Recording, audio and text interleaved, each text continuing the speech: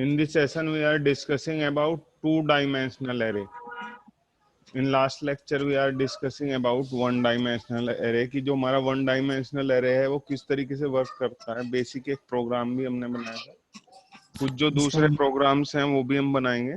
But आज हमने पहले बेसिक जो एस्पेक्ट्स हैं वो क्लियर कराने हैं 2D एरे के. फिर उसके बाद प्रोग्रामिंग वाला एस्पेक्ट्स हम जब पूरा हो जाएगा एरे उसके बाद हम उसको डिस्कस करते रहेंगे.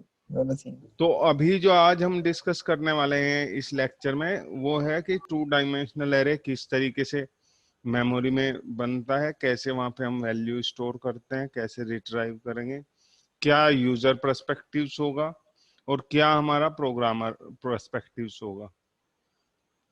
हमारा जो अगर हम देखें किसी भी डेटा स्ट्रक्चर की बात करें हमारे पास दो अलग अलग एस्पेक्ट्स हैं वर्किंग के.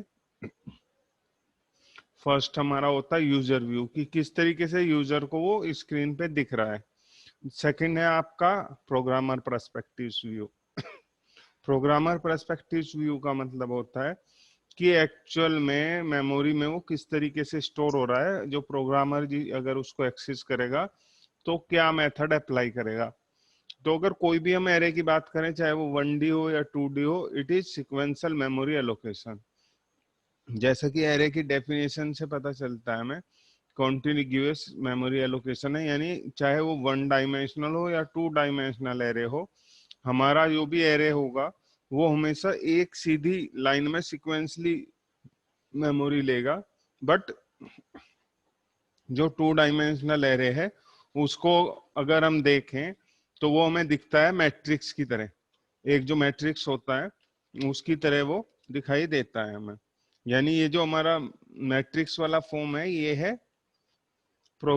यूजर व्यू, और जो हमारा सिक्वेंशियल एक्सेस हम कर रहे हैं वो है प्रोग्रामर पर्सपेक्टिव व्यू.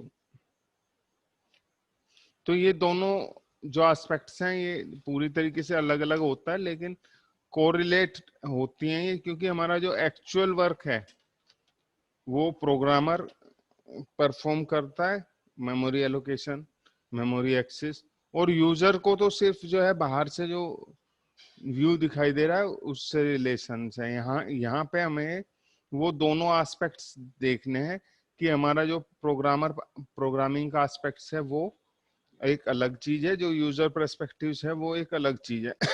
तो कैसे हम यूजर पर्सपेक्टिव से प्रोग्रामर पर्सपेक्टिव में मूव कर सकते हैं, क्योंकि हमारा एक्चुअल डेटा कहाँ स्टोर है, वो मेमोरी में सिक्वेंसली स्टोर है, और हमें दिखाई कैसे दे रहा है अरे वो मैट्रिक्स की फॉर्म में है. तो मैट्रिक्स की जो फॉर्म है उसमें अगर कोई हमारा एड्रेस है तो उसे सिक्वेंसली हम मेमोरी जो है उसमें वहां पे कैसे हम मैप करेंगे, ये सारी चीजें इस लेक्चर में हम सीखने वाले हैं. तो अभी हम जो है फर्स्ट से स्टार्ट करते हैं कि फर्स्ट जो है हमारे पास अगर आप डिवाइड करो एरे को तो दो पार्ट्स में हम इसको डिवाइड कर सकते हैं. एक तो आपका सिंगल डायमेंशनल एरे जो हम लास्ट लेक्चर में डिस्कस कर चुके हैं. एक है multi dimensional array. Multi dimensional array क्या होता है? मल्टी डायमेंशनल एरे में हम अगर फिर कैटेगराइजेशन करें तो 2D और 3D हम यहाँ पे पढ़ने वाले हैं. मल्टी डायमेंशनल का मतलब है सिंगल डायमेंशनल के अलावा फिर कितने भी डायमेंशनल होंगे वो मल्टी डायमेंशनल के अंदर आएगा, चाहे वो 2 डायमेंशनल हो या 3 डायमेंशनल हो. तो मल्टी डायमेंशनल एरे को हम ये कह सकते हैं it is array of arrays. जो हमारे सिंगल डायमेंशनल एरे थे अगर उन्हें हम इकट्ठा कर दें तो जो एरे बनता है it is multi dimensional array. तो अभी हम डेफिनेशन और जनरल डिस्कशन की बात करें, जनरल डिक्लेरेशन कैसे होती है. तो इन programming you can create an array of arrays. जो सी प्रोग्रामिंग है उसमें एरे का भी हम एरे बना सकते हैं. These array are known as multi dimensional array, और उनको क्या कहेंगे? मल्टी डायमेंशनल एरे बोलेंगे. यानी अगर मल्टी डायमेंशनल एरे की डेफिनेशन पूछे कोई तो उसको बताना यही है multi dimensional array is array of arrays, यानी हमारे जो हैं एरेज उनका कलेक्शन मल्टी डायमेंशनल एरे कहलाता है. नेक्स्ट जो अगर जनरल डिक्लेरेशन की बात करें तो सिंपल जैसे हमारा वन डायमेंशनल था इसमें यहाँ पे हमारा सबसे पहले डेटा टाइप हम लगाते हैं, देन एरे का नेम स्पेसिफाई करेंगे और इसके बाद सबस्क्रिप्ट, ये सबस्क्रिप्ट कहलाते हैं ब्रैकेट्स जो है। ये एक सबस्क्रिप्ट भी हो सकता है, दो भी हो सकता है और कई सारे भी हो सकते हैं। अगर एक सबस्क्रिप्ट है तो वो सिंगल डायमेंशनल है, और अगर एक से ज्यादा सबस्क्रिप्ट यूज किए हुए हैं तो वो मल्टी डायमेंशनल है। यहाँ पे हम 2 डायमेंशनल और 3 डायमेंशनल एरे इस टॉपिक को हम डिस्कस करने वाले हैं। आज के लेक्चर में 2 डायमेंशनल एरे पे फोकस रहेगा। या 2 dimensional arrays are as a grid. Grid का मतलब क्या है? Which is divided into rows and columns. ये आप सिंपल ग्रिड ना कह के इसे मैट्रिक्स, क्योंकि आप अच्छे से जानते हैं तो इसे मैट्रिक्स भी बोल सकते हैं। 2 dimensional array are matrix which made from row and column. 2 dimensional array is the simplest form of multi dimensional array. यानी अगर हम मल्टी डायमेंशनल एरे की बात करें तो 2 डायमेंशनल एरे सबसे सिंपल फॉर्म है। We can see a 2 dimensional array as array of 1 dimensional array for easier understanding. अभी हमने लास्ट लेक्चर में भी डिस्कस किया था, अगर 1D एरे को हम इकट्ठा कर दें तो हमारे पास जो बनता है उसको 2 डायमेंशनल एरे बोलते हैं। अभी मैं एक डायग्राम बना देता हूँ तो आप लोगों को उससे आइडिया हो जाएगा। जैसे ये हमारा 1 डायमेंशनल एरे है, ठीक है। अब हमने क्या बना दिया, ये 1 डायमेंशनल एरे है। 1 डायमेंशनल एरे किससे बनता है? ये बनता है मैट्रिक्स से। ये बन गया हमारा 1 डायमेंशनल एरे। और ये बना किससे था? ये बना था हमारे वेरिएबल से। कोई हमारे इंटीजर वेरिएबल थे मेमोरी में, ये मेमोरी है हमारी, और ये हमारे अलग अलग जगह पे स्टोर थे। अब क्या हुआ, ये कंट्रोल आया, ठीक है। इसने पहले इसको एक्सेस किया, देन दूसरी वैल्यू को एक्सेस किया, इसके बाद कंट्रोल तीसरी वेरिएबल को एक्सेस करने पहुंचा, फिर फोर्थ को। इसमें टाइम कंज्यूम हुआ हमारा कुछ, तो उसको टाइम को यहाँ से यहाँ तक जो मूवमेंट हुआ इसके टाइम को मैं रिड्यूस करना था, तो हमने इन्हें एक ही जगह बना दिया। 1 2 3 4 ब्लॉक थे, हमने चारों ब्लॉकों को एक जगह हमने यहाँ इकट्ठा कर दिया, और इसका नाम रख दिया हमने ए, ठीक है। ये ए है, ये पहले वाला है तो इसका नाम हमने रख दिया था 0। ये फर्स्ट एलिमेंट है तो इसका नाम 1, और ये आपका हो गया 2, और ये आपका हो गया 3 इंडेक्स। ये हमने इसका नाम लिख दिया था। अब हमारे पास काफी सारे 1D एरेज आ गए। सपोज करो एक 1D एरे यहाँ हमने बना लिया, एक 1D एरे यहाँ बना लिया, तो वही सेम प्रॉब्लम यहाँ पे रिपीट होगी। जैसे हमारे एरे वेरिएबल्स अलग अलग स्प्रेड आउट थे मेमोरी में, अब ये हमारे एरेज स्प्रेड आउट हो गए, ठीक है। तो इस एरे का नंबर क्या रखा हमने? जो सबसे पहले था इसका रखा हमने नंबर 0। जैसे यहाँ एलिमेंट का नंबर 0 था तो इस एरे का नंबर 0 रख दिया। दूसरे वाला जो ये एरे है इसका नंबर हमने कहा ये 1, जैसे यहाँ पे एलिमेंट का 1 था। अब तीसरा वाला जो है यहाँ पे इसका नंबर रख दिया हमने 2। जैसे यहाँ एरे के अंदर अलग अलग नंबर्स 0 से शुरू हो रहे थे, अब इन एरेज का नंबर रख दिया हमने। अब 2 डायमेंशनल में क्या होता है कि ये जो हमारे एरेज हैं, ये 0 नंबर वाला एरे, 1 वाला एरे, 2 वाला एरे, इनको एक जगह रख देते हैं हम। ये रख दिया हमने यहाँ पे ना, हमने ये बना दिया ये। तो यहाँ पे एक लाइन और खींच देते हैं। ये तो हो गया आपका पहले वाला एरे। ये अब हमने क्या करना है, एक ये वाला एरे हो गया हमारा, ये वाला यहाँ ले आए इसको, और एक हमारा ये वाला एरे है, ये है हमारा ये तीसरे नंबर का। हर एक में कितने वैल्यूज हैं? 1 2 3 4, तो 4 4 हैं हर एक में। 1 2, एक तो ये हो गया, दूसरा ये हो गया, तीसरा ये हो गया और चौथा एलिमेंट ये हो गया। इसका नंबर हमारा था यहाँ पे 0, ये वाला एरे 0 था, इसका नाम था 1, इसका नाम था आपका 2, सबसे पहले वाले जो ब्लॉक बॉक्स है इसका नाम था 0, अगले वाले का था यहाँ पे 1, नेक्स्ट का था हमारा 2, उससे अगला वाला था हमारा यहाँ पे 3। अगर हम अब एड्रेस की बात करें तो सबसे पहले एरे का नाम आएगा। कौन सा एरे? 0 वाला एरे। और ब्लॉक कौन सा है एरे का? ये पहले वाला है, तो इसका एड्रेस हो गया 0 0। ठीक है, एरे नंबर 0, एलिमेंट इस वाले एलिमेंट की बात करें तो एड्रेस हो गया 0 1, एरे का 0 नंबर, और इस वाले एलिमेंट को हम रेफर कर रहे हैं तो 2, देन ये वाला हमारा एरे नंबर 0, और इस वाले एलिमेंट, इस वाले हमारे एलिमेंट की बात करें तो 3।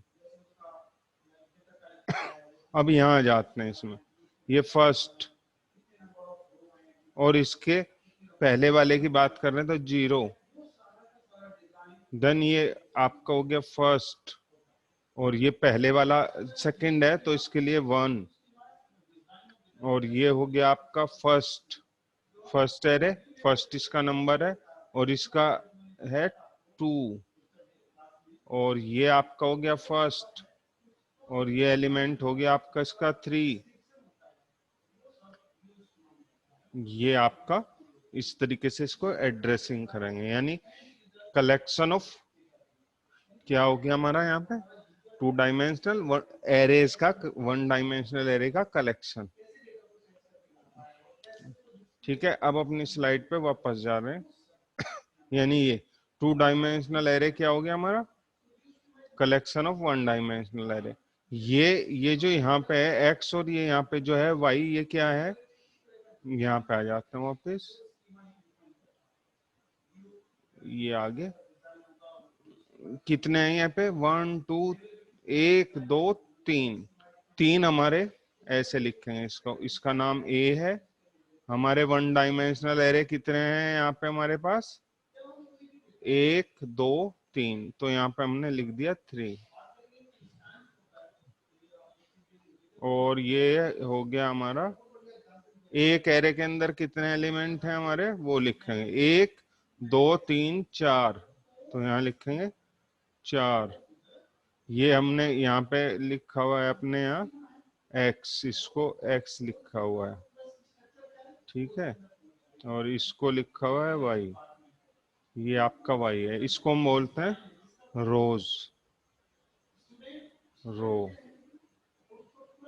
और इसको बोल देंगे हम कॉलम, COLUMN। ठीक है, ये हो गया कॉलम, ये। ठीक है, अब हम आ रहे हैं वापस अपनी स्लाइड पे, ये आ गए हम। ये x कितना समझ आया? ये x क्या है और ये y क्या है, कि हमने कितने 1 डायमेंशनल एरे लिए हैं वो x से हम बताने वाले हैं, और एक 1 डायमेंशनल एरे के अंदर कितने वैल्यू हैं वो y से बताने वाले हैं। यहाँ पे हमने एक एग्जाम्पल लिया कि हमारे पास क्या है, we can declare a 2 dimensional array size x of the 10, y हमारा यहाँ पे 20 है। तो हमें अगर कोई पूछता है कि इसमें टोटल नंबर ऑफ एलिमेंट कितने होंगे, तो इसकी सीधे यहाँ पे इंटू कर दो, 10 into 20, 200 elements in 2 dimensional array are commonly referred by xij। अगर हम किसी भी एलिमेंट को रेफर करेंगे तो उसका जो इंडेक्स निकलेगा वो किससे निकलेगा, कि आपका किस एरे के अंदर है और कौन सा वैल्यूज है। यानी अगर हमें सेकंड एरे को रेफर करना है, सेकंड एरे का सेकंड वैल्यू, तो 2,1, क्योंकि 0 से शुरू होता है। I is the row number and J is the column number. A 2-dimensional array can be seen as a table with X row and Y column, where the row number start from the 0 to x minus one, यानी हमारा जो index है it will start from zero and index will reach up to one less than the size जो हमने यहाँ पे specify किया है, that is known as size. So we reduce one from this. तो ये हमारी maximum index value and the column number range from zero to y minus one. The same thing is here, we have one less than the specified size here. So index goes from starting from 0 to y minus 1. A two-dimensional array x with 3 row and 3 columns shown below. अब हमने वही जो हमने वहाँ पीछे किया था same वही चीज है यहाँ पे हमने शो कर दिया इसको कि ये हमारी रो 0 0 हो गया. अगर मुझे ये एलिमेंट रेफर करना है तो यहाँ पे आई और जे दोनों में पास करने पड़ेंगे. अब जो है ये एक पार्ट है हमारा इनिशियलाइजेशन का. इनिशियलाइजेशन होता क्या है, सबसे पहले हमें ये समझना है, जब हम किसी एरे को डिक्लेयर करते हैं तो उसी समय अगर हम कोई वैल्यू उसमें स्पेसिफाई कर रहे हैं, नॉर्मली गार्बेज वैल्यू आती है उसमें. अगर आपने कोई भी वैल्यू स्पेसिफाई नहीं की है तो गार्बेज आती है, लेकिन हम अपनी मर्जी से भी उसमें वैल्यूज डाल सकते हैं. जैसे यहाँ पे हमारा 3/3 है तो तीन हमारे, ये जो फर्स्ट थ्री है ये बता रहा है कि ये कितने ब्लॉक रखना है हमें. ये यहाँ पे 3 है तो 3 डिफरेंट ब्लॉक्स. और ये जो बताएगा नंबर ऑफ एलिमेंट्स, यहाँ पे हमने सेपरेट कर लिया कोमा से. और फिर ये जो बॉक्स है इसके बाद में भी हमने कोमा लगाना है. ये इनिशियलाइजेशन का मेथड हो गया. ठीक है, अब इसका हम प्रोग्रामिंग करने वाले हैं. ये एस्पेक्ट्स जो हैं ये सिंपल एस्पेक्ट्स थे. मेमोरी वाला एस्पेक्ट्स, मेमोरी किस तरीके से स्पेसिफाई होगी वो हम कल लेक्चर में पढ़ेंगे. आज हम इसका एक बेसिक प्रोग्राम भी बनाने वाले हैं कि किस तरीके से ये वर्क करता है. एक छोटा सा सिंपल सा प्रोग्राम, ताकि आप लोगों को जो पढ़ा हुआ है वो याद आ जाए लास्ट सेमेस्टर का.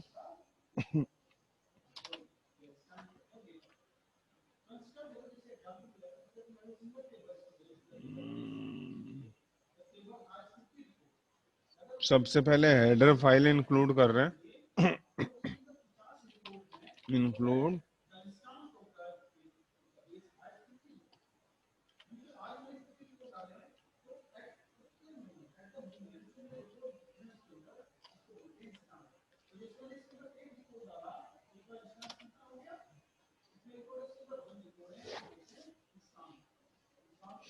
studio.h.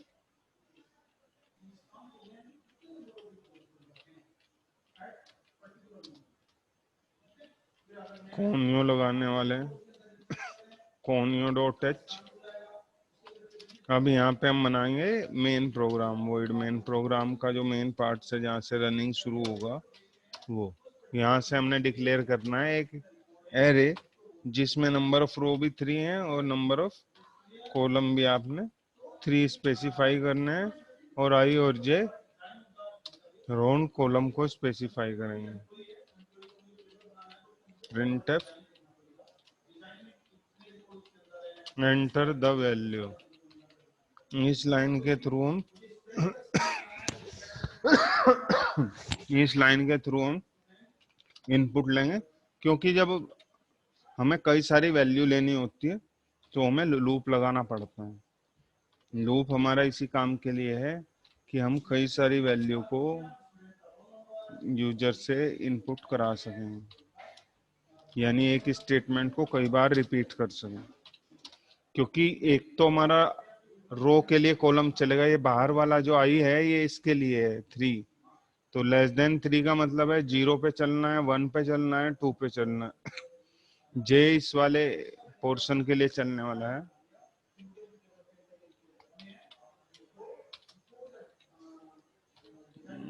J is equal to 0, j plus plus.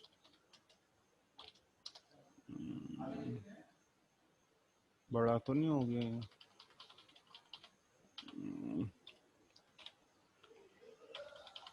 अब यहाँ पे हम लगाएंगे स्कैनफ स्टेटमेंट. %d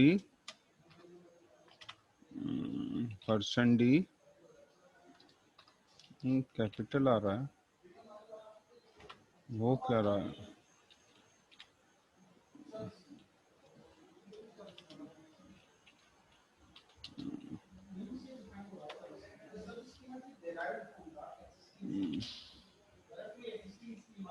ए आई जे।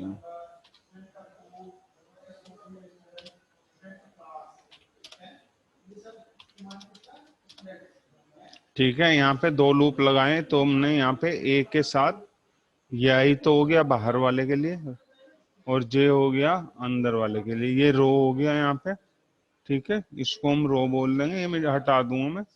और ये है कॉलम, COLUMN। तो ये रो के लिए होगा और ये कॉलम के लिए होगा। ये हटा दिया हमने यहाँ से। फर्स्ट वाला रो, सेकंड वाला कॉलम। प्रिंटफ, इसके बाद लिखते हैं यहाँ पे एंटर। ओह सॉरी, इसको प्रिंट करेंगे वैल्यूज, वैल्यूज आर। अभी वही दो लूप लगाने, 4 के सारा चीज वैसा ही है, तो यहाँ से इसकी कॉपी कर लेते हैं। एडिट से गए, कॉपी किया और इधर पेस्ट कर दिया हमने। थोड़ा सा चेंज होना है, प्रिंटफ स्कैनफ के बदले, और ये एंड हटा देते हैं, एंड नहीं यूज करना है। ठीक है, क्योंकि अब हमें जो है मेमोरी को रेफर नहीं करना है, हमें सिर्फ वहां से वैल्यू फैच करनी है, मॉडिफाई नहीं करना है। जब मॉडिफाई करना होता है मेमोरी की इसकी वैल्यू, तो हम एंड लगा देते हैं। एरे, एरे 2 डायमेंशनल एरे है ये। अब हमने चला दिया, यहाँ पे वैल्यू डलवा देते हैं। तो ये हो गया 1 2 3 4 5 6 7 8 9। वैल्यू सीधी लाइन में आ रहा है। ठीक है, तो इसे अगर अलग अलग लिखना है तो यहाँ पे प्रिंटफ और ये स्लैश n लगा देते हैं। ठीक है, और यहाँ पे बीच में स्लैश t लगा देते हैं, थोड़ा सा अलग अलग हो जाएगा। ये आपका हो गया। यहाँ पे स्लैश n लगा देते हैं हम, ताकि नई लाइन से आ जाए। और इसके बाद भी स्लैश n लगा देते हैं, स्लैश n। और एक काम और करते हैं कि यहाँ SCR ये चला दिया अब हमने। 1 2 3 4 5 6 7 8 9 ये आ गया वैल्यू, मैट्रिक्स की फॉर्म में दिखाई देगा इससे। शुरू में हमारे पास किया है, यहाँ पे आई के अंदर है हमारा 0। अभी मैं आप लोगों को ये चीज समझा देता हूँ कि ये हुआ क्या है इस प्रोग्राम के थ्रू। अभी जो हमने इस प्रोग्राम में किया है उसका मीनिंग क्या है, यहाँ से आ जाते हैं। ठीक है, ये क्लियर कर देते हैं पहले वाला। हट जाओ।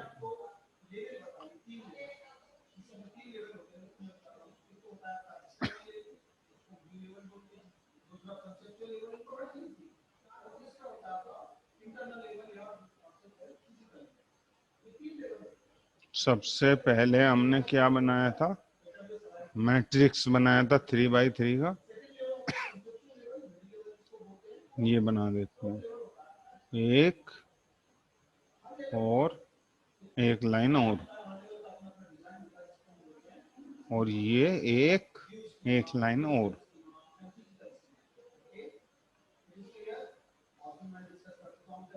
जैसे यहाँ पे 4 का लूप चलाया था हमने, कहाँ से किया था वो, I0 से, और I चलाया था लेस देन 3, और I प्लस प्लस रखा था यहाँ पे ना, और यहाँ एक J लगाया था। 4 J इज इक्वल टू और j is equal to 0, j less than 3 और j प्लस प्लस। तो शुरुआत में क्या होगा, यहाँ पे स्कैनफ लिखा,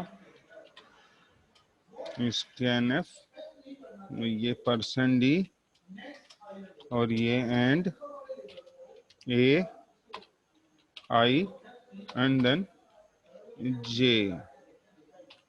ठीक है, कहाँ भाग गया ए, और यहाँ पे रखा हमने जे, ये बंद कर दी। शुरू में आई में वैल्यू क्या होगा 0 और जे में क्या होगा 0। तो वैल्यू क्या आ गया हमारा यहाँ ए 0 फिर 1 0, ये वाले एड्रेस पे वैल्यू चलेगी।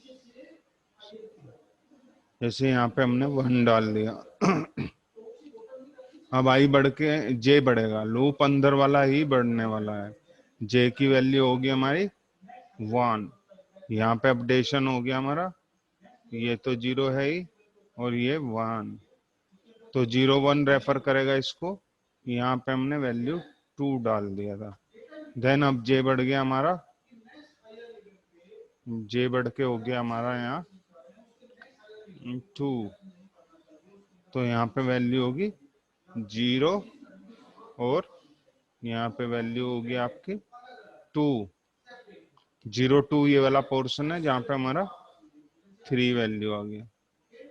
इसके बाद ये लूप खत्म हो जाएगा क्योंकि जे की वैल्यू 3 होगी और 3 से बड़ा छोटा नहीं होता है। तो हमारा कंट्रोल कहाँ से पहुंचेगा, ये पहुंचेगा आपका, ये पहुंचेगा हमारा ऊपर।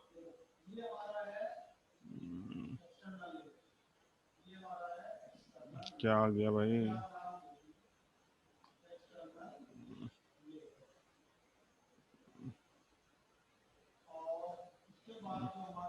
यहाँ पे आ गया था कंट्रोल। अब हमारा जो वैल्यू बदल जाने वाली है, ये हो जाएगा ए और ये 1 और ये यहाँ पे 0, आपकी ये वाली वैल्यू यहाँ पे 4, ऐसी इसमें 5 6 7 8 9। जब प्रिंट कराते हैं तो स्कैनएफ को हम क्या कर लेते हैं, प्रिंट एफ, इसको कर देंगे प्रिंट एफ। कंट्रोल ही भाग गया, स्टॉप शेयरिंग,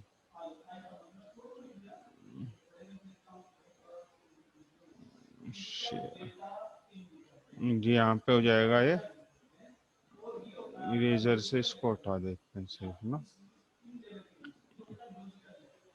इसकी जरूरत नहीं है। जब प्रिंट करोगे तो हमारे पास यहाँ पे आ जाएगा 0, शुरू में आई में 0 और जे में 0, ये वाली वैल्यू प्रिंट हो जाएगी। देन फिर ये हो जाएगी जब हमारा जे बढ़ जाएगा 0 1 पे। इस तरीके से ये प्रोग्राम हमारा रन हो, जो हमारा प्रिंट आउट आ रहा था। अब हमारे प्रोग्राम में हम थोड़ा सा मॉडिफिकेशन करने वाले हैं। ठीक है, ये तो सिंपल प्रोग्राम था हमारा जिसमें हमने वैल्यूज का प्रिंट आउट दिखा दिया, बस जो वैल्यू डली वही हमने शो करा दी। अगर इन्हीं वैल्यूज में हमें जो हमारी वैल्यूज है उनका एडिशन करना है, एडिशन, तो एडिशन कैसे होगा कि हमने s ले लिया यहाँ पे, एक वेरिएबल s, और इसके अंदर s के अंदर हमने डाल दिया 0, s के अंदर 0 इसलिए डाल दिया हमने क्योंकि इसमें गार्बेज वैल्यू होती है, हमने डिस्कस कर लिया था पहले भी। ऑटो क्लास का वेरिएबल हमेशा किससे इनिशियलाइज होता है, गार्बेज वैल्यू, गार्बेज वैल्यू से। ठीक है, तो इसलिए इसमें गार्बेज वैल्यू आ रही थी। ये सारी की सारी वैल्यू को मैं सम करा देगा, इसकी जरूरत नहीं है, इसको हटा देते हैं क्योंकि प्रिंट में जरूरत थी। यहाँ इसके बाद हम लगाएंगे प्रिंट एफ %d एस। अब देखो इसमें ना 1 2 3 4 5 6 7 8 9 45 टोटल बैठता इसका। होगा क्या, एस के अंदर पहले इटरेशन में जो हमने वैल्यू डलवाई थी 0 प्लस जो हमारी ए के 0 प्लेस पे थी और 0 0 प्लेस पे थी, ये जुड़ जाएगी, ऐड हो जाएगी। सपोज हमारे पास था 1 यहाँ, तो वैल्यू हो जाएगी हमारी एस इजिकल टू 0 प्लस 1। अब क्या हो जाएगा, एस एस हो जाएगा हमारा, और यहीं आ जाते हैं एस इजिकल टू 1। अब हमारा जे बढ़ेगा, जे कितना हो जाएगा, जे हो जाएगा 1। तो अब ये वाली स्टेटमेंट में हमारा क्या है, एस प्लस ए 0 कोमा 1। अब जो यहाँ पे नई अपडेटेड वैल्यू है वो एस की, ये कंसिडर करी जाएगी 1 प्लस यहाँ पे 0 1 पे यानी सेकंड पे हमने 2 डाल दिया था, तो टोटल हमारा हो गया 1 एंड 2 3, ये एस के अंदर पहुंच जाएगा। अब हमारे पास हो गया s is equal to 3। Next time हमारे पास क्या होना है, s is equal to s plus a, ये आपका 0 और ये आपका 2। यहाँ पे हमारी वैल्यू है कि एस के अंदर वैल्यू कितनी है हमारी 3, और अगले जो हमारा थर्ड वैल्यू था वो भी 3 था, तो टोटल हमारा हो गया 6। ऐसे ही ऐड करता रहेगा और फाइनली हमें रिजल्ट प्रोड्यूस कर देगा। ये छोटा सा सिंपल सा हमारा एक प्रोग्राम और है जो हमें वर्किंग बताता है इसकी कि किस तरीके से 2 डायमेंशनल एरे वर्क करता है हमारा। ठीक है, ओके सर। अभी जो है थोड़ा सा हमें डिस्कशन